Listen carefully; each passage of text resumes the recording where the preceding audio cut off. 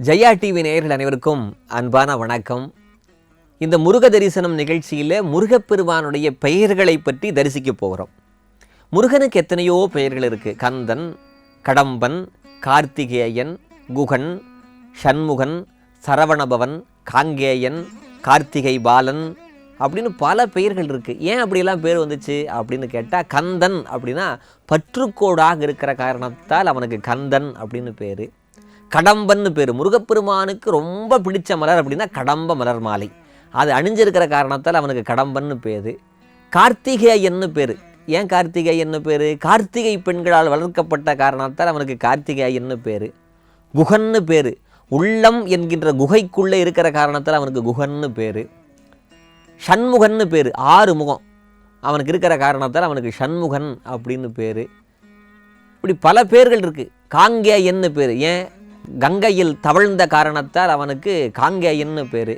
சரவணபவன்னு பேர். சரவணம்னா தர்பை, அந்த வனத்திலே வளர்ந்த காரணத்தால் அவனுக்கு சரவணபவன்னு பேர். அழகாக இருக்கிற காரணத்தால் முருகன் என்று பெயர். இப்படி முருகப்பெருமானுக்கு எத்தனையோ பெயர்கள் இருக்குது. ஆனால் இந்த முருகனுடைய பெயர்களிலேயே மிகவும் மிகவும் இன்றியமையாத மிகவும் சிறப்பான நாமங்கள் 3. என்ன அப்படின்னு அருணகிரிநாதர் சொல்கிறாரு.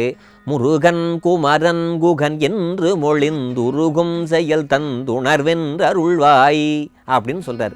முருகன், குமரன், குகன் அப்படின்னு 3 பெயர்கள், மந்திரங்கள் சிறப்பானது. முருக மந்திரத்திலேயே சிறப்பானதுன்னு சொல்கிறார். இந்த 3லையும் சொல்கிறதுக்கு டைம் இல்லை, ரொம்ப வேலை, பிஸியாக இருக்கேன், என்னால் சொல்ல முடியாதுன்னா எந்த மந்திரத்தை சொல்லலாம்? முருகாங்கிற மந்திரத்தை சொல்லலாம். முருகான்னு ஒரு முறை சொன்னால் பல முறை முருகநாமத்தை சொன்ன பலனை முருக மந்திரம் தரும். எப்படி? விழிக்கு துணை திருமென்மலர் பாதங்கள், மெய்மை குன்றா மொழிக்கு துணை முருகா எனும் நாமம் அப்படின்னு சொல்லாமல், சிங்குலராக சொல்லாமல் ப்ளூரலில் சொல்கிறார். ஒருமையாக சொல்லாமல் பன்மையாக சொல்கிறார். ஏன்? முருகநாமத்தை ஒரு முறை சொன்னால் பல முறை சொன்ன பலனை தருகிற காரணத்தால் முருகா எனும் நாமம்னு சொல்லாமல் நாமங்கள்னு சொன்னார். இந்த முருகநாமத்தை சொன்னால் பல முறை அந்த நாமத்தை சொன்ன பலன் நமக்கு கிடைக்கும். இதில் ஏதாவது வரலாறு உண்டா? முருகநாமத்தை சொன்னால் இவ்வளோ நன்மை கிடைக்குங்கிறதுக்கு ஏதாவது சம்பந்தம் உண்டா? ஏதாவது செய்திகள் உண்டான்னு கேட்டால் உண்டு.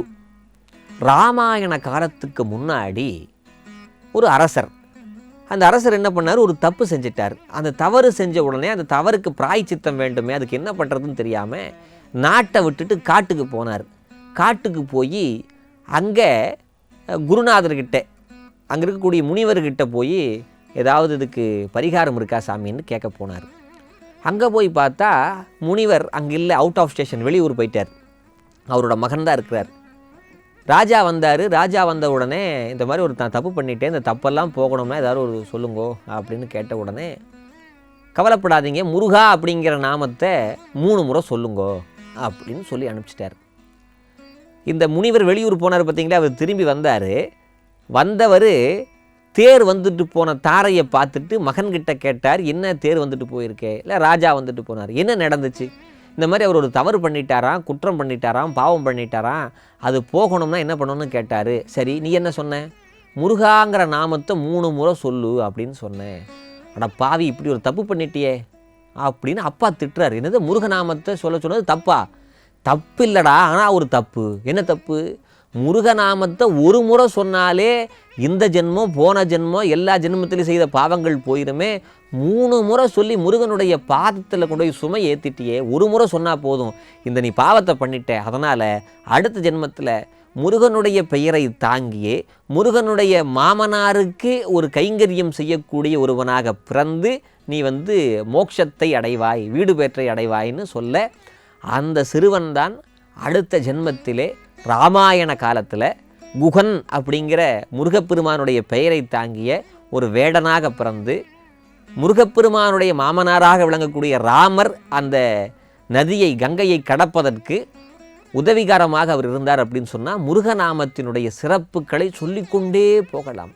முருகா என ஓர் தரமோதடியார் முடிமேல் இணைந்தாள் அருள்வோனேன்னு திருப்புகழ். முருகான்னு ஒரு முறை சொன்னால் முருகப்பெருமான் பாதத்தை நமக்கு கொடுத்துருவார். சரி, இந்த முருகாங்கிற நாமத்துக்கும் தமிழுக்கு என்ன சம்பந்தம் தெரியுங்களா? தமிழ் கடவுள் முருகன்னு சொல்கிறோமில்ல, அவர் அண்டசராசரங்களுக்கெல்லாம் கடவுள், ஆனால் தமிழுக்கும் கடவுள். எப்படி? இம் கூட்டல் உ மு, இர் கூட்டல் உ ரு, இக்கு கூட்டல் உ கு முருகு, தமிழில் வல்லினம், மெல்லினம், இடையினம்னு 3 இனம் இருக்குது. கச்சட தபர வல்லினம், கஜன நமன மெல்லினம், எரள வல்ல இடையினம்னு 3 இடங்கள் இருக்குது. முருகன் தமிழ் கடவுள் இல்லையா, அவருக்கு பேர் வைக்கணுங்கிறதுக்காக ஒரே இனத்தில் பேர் வைக்கக்கூடாதுன்னு சொல்லி இம் கூட்டல் உ அப்படின்னு சொல்லி அந்த மகரத்திலிருந்து எடுத்தாங்க. கஜன நமன மெல்லினம், மெல்லினத்திலிருந்து ஒரு பேர் எடுத்தாங்க, ஒரு எழுத்து எடுத்தாங்க. அதே மாதிரி ரு இர் கூட்டல் உ, அது இடையினம், இடையிடத்திலிருந்து ஒரு எழுத்து எடுத்தாங்க.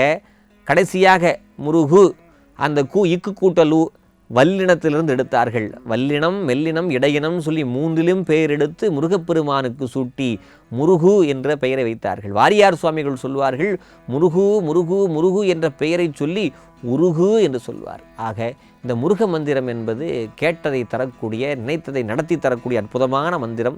தமிழிலே முதல் இலக்கியம் அப்படின்னு சொன்னால் முருகப்பெருமானை போற்றி எழுந்திருக்கக்கூடிய திருமுருகாற்றுப்படை தான் தமிழனுடைய முதல் இலக்கியம். திருமுருகாற்றுப்படை அது தமிழுக்கே கடவுள் வாழ்த்தாக அமைந்த அற்புதமான இலக்கியம். அடுத்த நிகழ்ச்சியிலே சந்திப்போம். நன்றி, வணக்கம்.